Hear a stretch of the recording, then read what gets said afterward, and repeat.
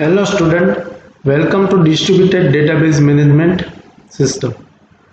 Today we will continue with the promises of DDBMS. In our previous video lecture, we were cover up the basic introduction of Distributed Database Management System as well as what is the advantage of DDBMS. Also understand how centralized work and how distributed work, and now in this video lecture we are going to continue with the promises of DDBMS. It is also one of the advantage of distributed database management system, in which we have to going to cover three promises. First one is a transparent management of distributed and replicated data. Second one is a reliability through distributed transaction, and third one is a improved performance. These three promises we are going to cover in this video lecture one by one. So first, what is the meaning of transparent management of distributed and replicated data? In a previous lecture I have told you that transparent, or the meaning of transparency, means hiding the implementation detail from the user. So its point is related with the transparency concept, and in this video lecture we will detail understand the transparency issue. So in first promises or advantage, we are going to understand the transparent management of distributed and replicated data. What is the factor at which point we are going to implement the concept of transparency? First, distribution of data. After that, data independence, network transparency, replication of data, and fragmentation transparency. These five things we have to understand in the concept of transparency, and the first promises of distributed database system.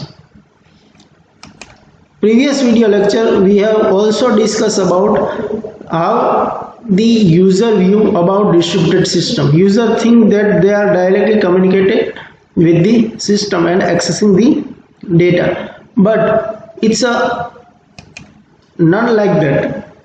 In a reality, with the help of some of the computer network, all the database system are connected, and at the time of requirement, when the user fire the query, and they will give the output whichever is applicable over there.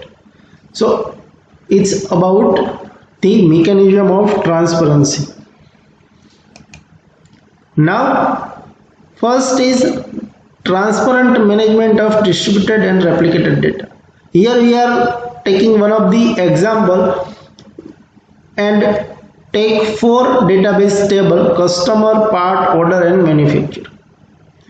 Then after we are going to execute query, and that query is select customer name, part name, quantity from customer, part, order, and manufacturer table, where the condition is executed or equal to condition is 5.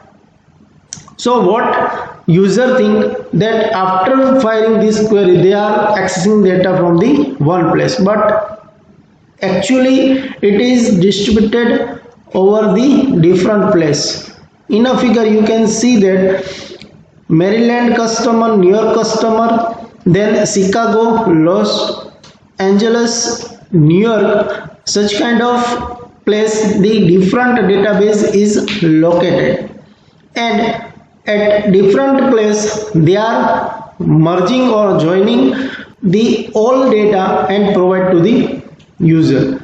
So in transparency, again I am going to tell you that it refers to separation of the high level semantic of system from lower level implementation issue. In other words, a transparent system hides the implementation detail from user. The advantage of the fully transparent DBMS is the high level to support that it provides for the development of complex application.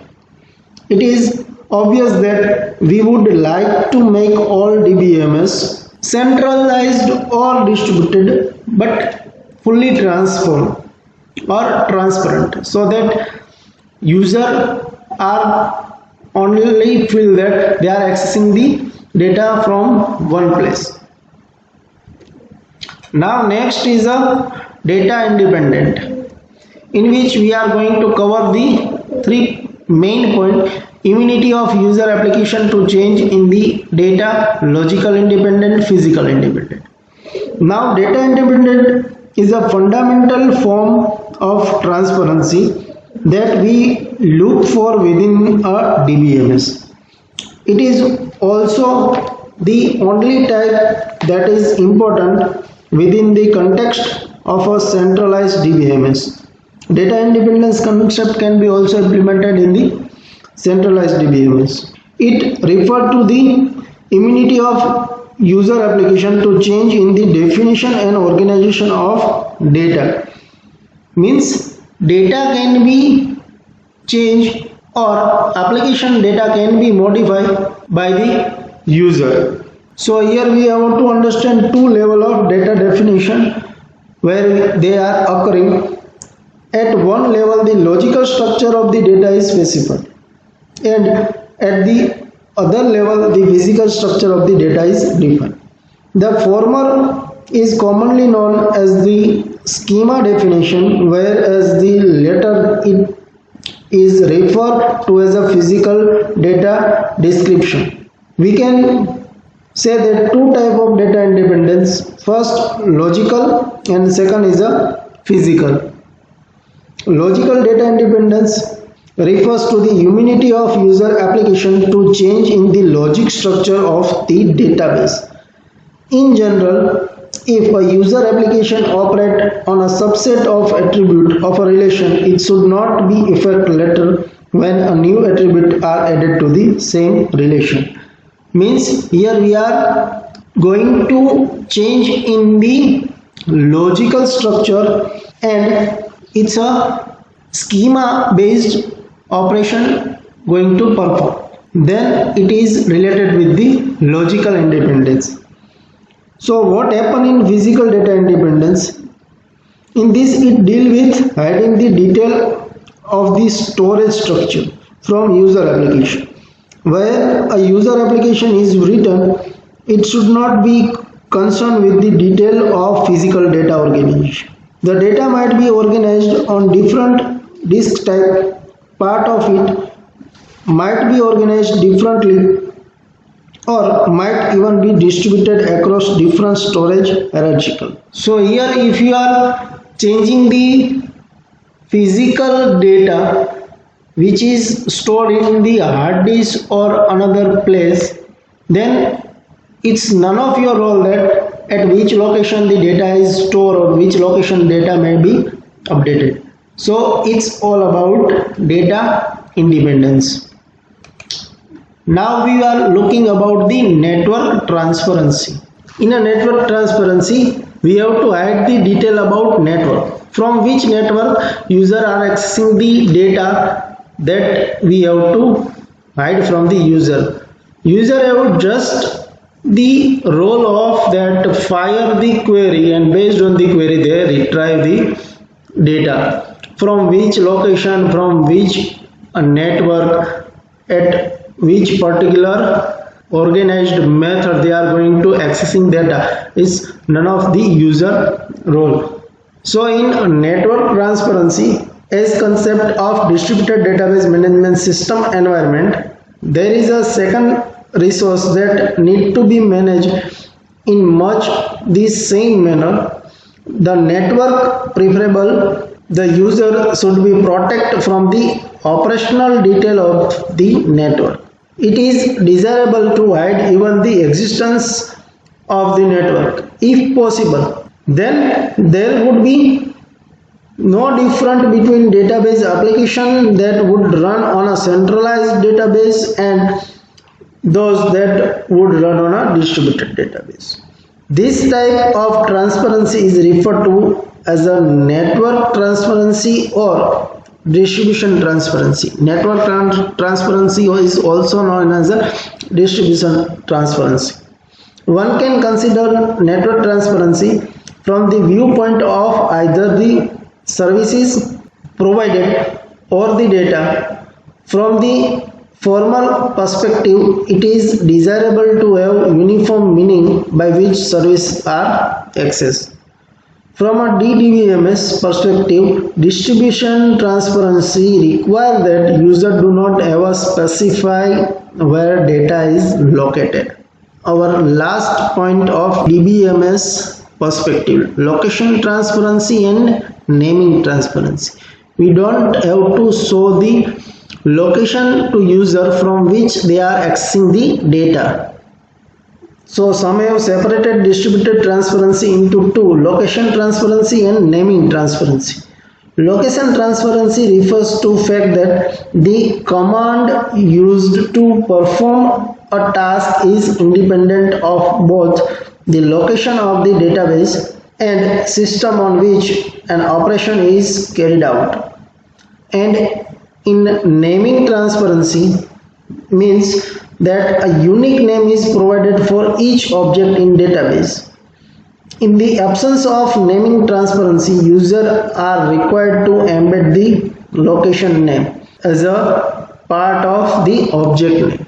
User can provide their own location, that I am accessing this data from this site, this place. So based on that location, there serves user query nearby the database. But this is the two transparency we have to provide to the user, location transparency and naming transparency in the network transparency or in a distribution transparency. Now we will see the replication transparency. The name is replication, means if we are taking the backup or creating the duplicate copy of your database, then replication transparency plays its role. So what we have to do over here, we have to hide the duplication or backup from the user side. We don't allow user to know that they are accessing data from the duplicate or backup site or from the real data. So it is usually desirable to be able to distribute data in a replicated fashion across the machine on a network. Such replication helps performance since diverse and conflicting user requirements can be more easily accommodated. For example, data that is commonly accessed by one user can be placed on that user's local machine as well as on the machine of another user with the same access requirement. This increases the locality of reference. Further, if one of the machine failed, a copy of the data is still available on another machine on the network. So the decision as to whether to replicate or not and how many copies of any database object have dependent to a considerable degree of user application. So advantage of replication transparency is we are hiding the replication information from the user, but if at one site data is lost or it can be unreachable, then we can access the data from the backup also. So it's all about replication transparency. Now we are going to understand the fragmentation transparency. What is the meaning of fragmentation and what is the use of fragmentation transparency? It is commonly desirable to divide each database relation into smaller fragments and treat each fragment as a separate database object. Here we are going to divide our entire database into smaller parts. This is commonly done for reason of performance, availability and reliability. Further, fragmentation can reduce the negative impact of replication.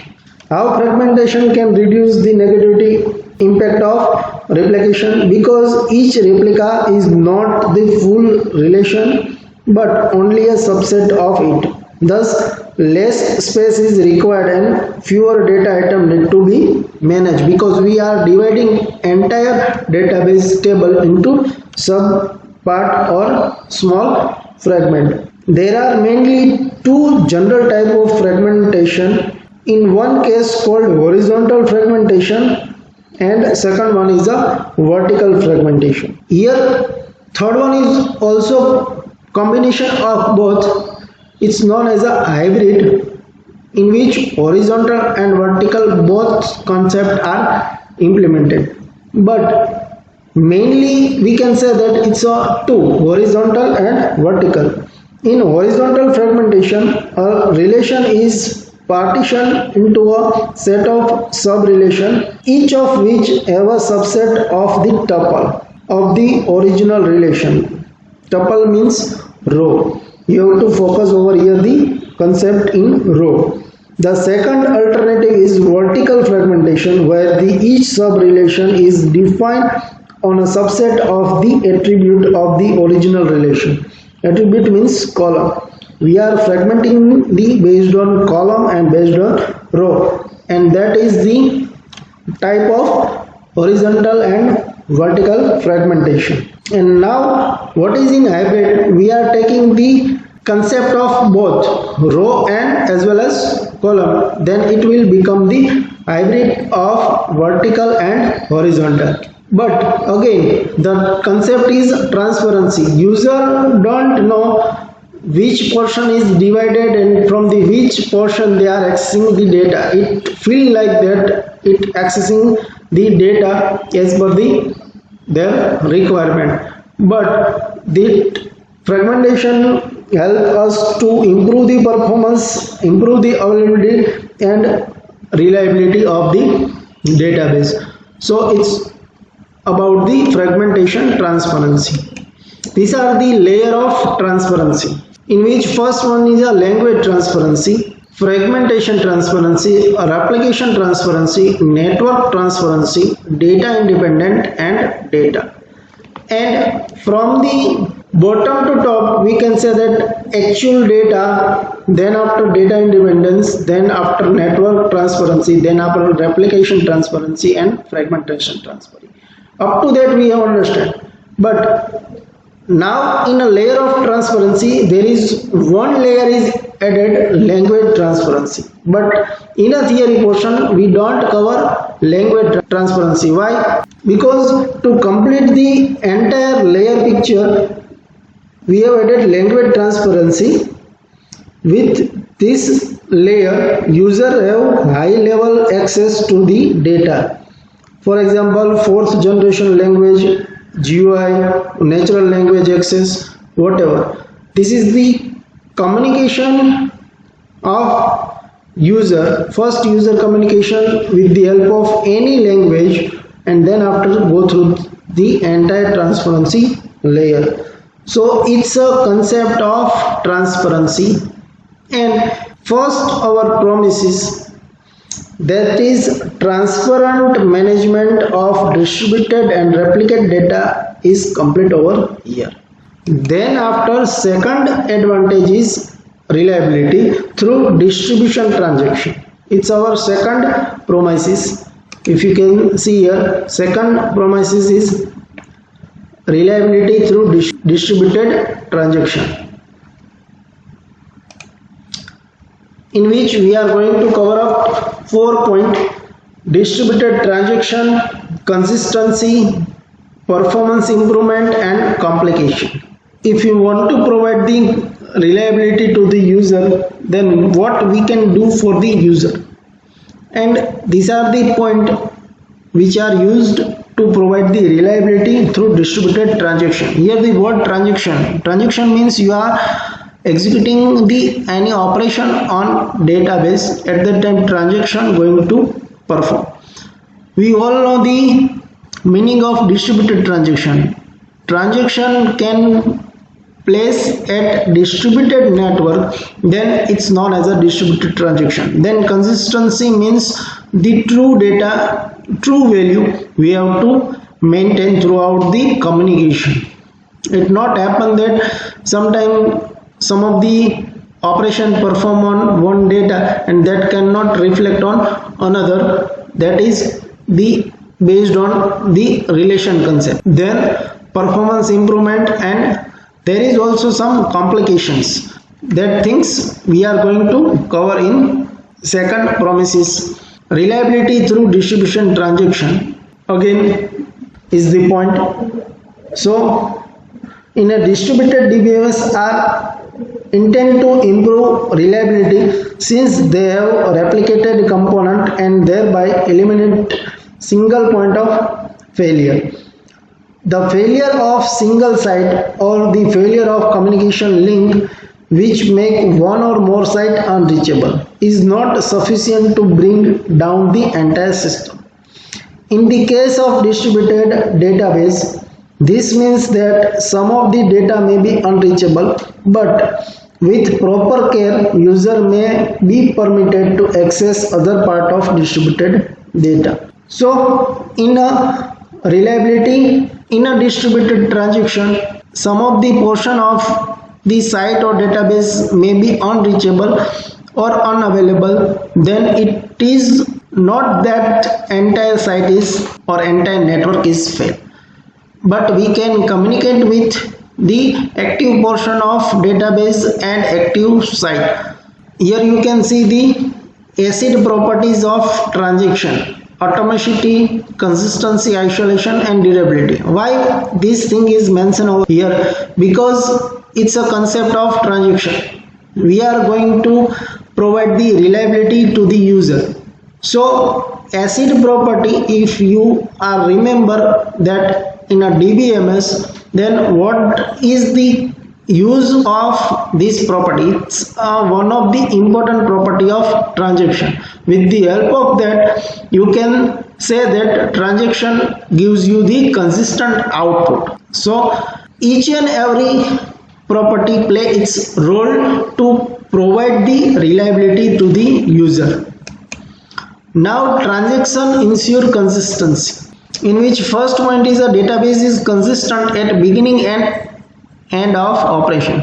What it mean to say? At the beginning point, whatever the state and whatever the status of the database, at the end of operation it can be reflected based on the operation. But in intermediate, some cases or some functionality may go down or may fail, then that things are going to gives the consistent output to database and maintain the consistency of database, so user can get the correct value, not the wrong value. A transaction is a basic unit of consistent and reliable computing. Consistence of a sequence of database operation executed as an atomic action. It transforms a consistent database state to another consistent database state, even when a number of such transactions are executed concurrently, sometimes called concurrency transparency, and even when failure, also called failure atomicity. Therefore, DBMS that provide full transaction support guarantee that concurrent execution of user transaction will not violate database consistency in the face of system failure, as long as each transaction is correct. Because in a transaction we have understand the entire concept of concurrency execution, what we have to do at the time of failure, and its default property, ACID property. With the help of that we can maintain the consistency of our database. So it's a transaction consistency. Then next is improved performance. Improved performance of distributed DBMS is typically made based on 2 points. First one is a data localization or locality of reference. Then second one is a inherent parallelism. Now what is in the first point? A distributed DBMS fragment the conceptual database, enabling data to be stored in close proximity to its point of use. It's also called as a data localization. This has two potential advantages. First one is each site handle only a portion of database. For CPU and input-output service is not as service as for centralized database. Localization reduce remote access delay that are usually involved in wide area network. So if we are localize the data nearby the site, at that time we can give the quick output to the user. So in a less time we are going to provide the fast data, so we can improve our performance.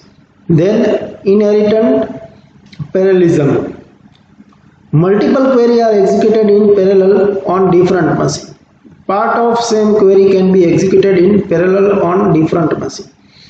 Here, the inherent parallelism of distributed system may be exploited for interquery and intraquery parallelism. You have to understand this two, interquery and intraquery.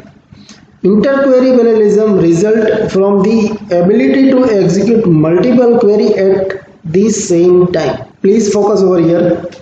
Interquery parallelism results from the ability to execute multiple queries at the same time, while intraquery parallelism is achieved by breaking up a single query into a number of subqueries, each of which is executed at different sites, accessing a different part of distributed database. So what is the difference of interquery and intraquery? Interquery execution done at same time but multiple query, and in intraquery we are breaking up single query into subquery and execute on different site and accessing the different part of database. So it's the difference between interquery and intraquery. Now last point of reliability is a complication. Means complicating factor we have to understand over here. What is the complication generated when we are using the distributed database management system concept, in which two typically divided in a concept of replication and in concept of failure recovery. So we are going to first understand the concept of replication, in which mention the point, choose the appropriate copy, update impact reflected on all replicas from which replica transaction can be satisfied. So what actually complication generate in the concept of replication? If we are creating the replication copy and put at some of the place, and in a modification done or updation done in the main site, then it can be also we have to transfer in our backup database or in our replication database. So if user or application are continuously updating the data, then complication can be generated. It may be happen that if replica is not going to update, then user cannot satisfy with the correct output. And then after, second thing is in case of failure and recovery. First, complexity, then cost. Distribution of control may cause problem, and then security.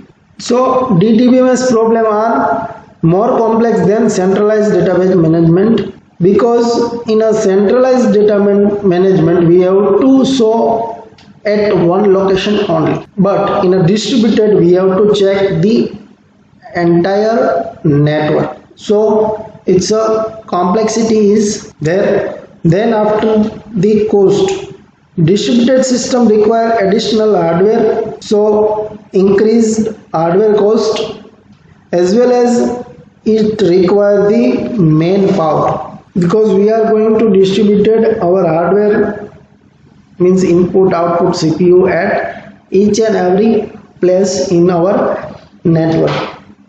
And to solve this issue, if complication generate, then we need also the manpower to solve this issue.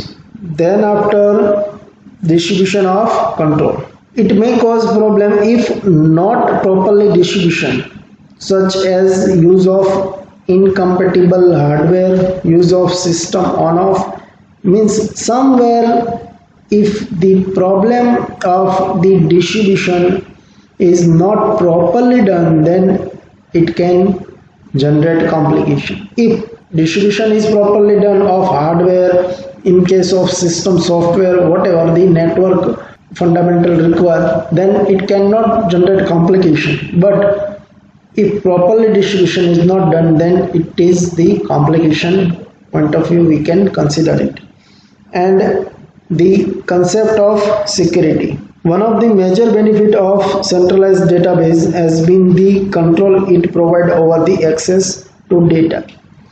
Security can easily be controlled in one central location, but here in a distributed database system, a network is involved, which is the medium that has its own security requirement. It is well known that there are serious problems in maintaining security over computer network. So it's also one of the complication factor.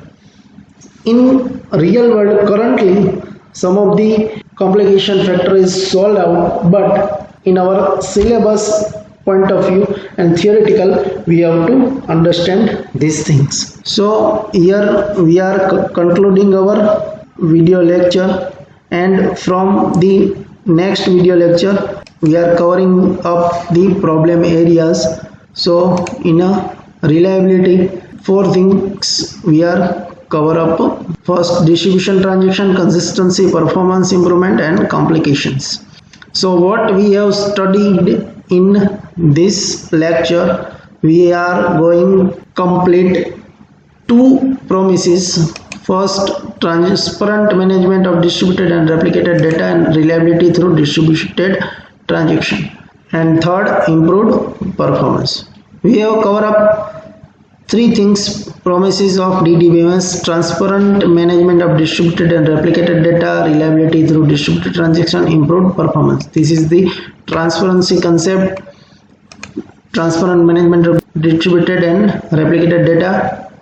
These are the transparency: data independent, network transparency, replication transparency, fragmentation transparency. This is the layer of transparency.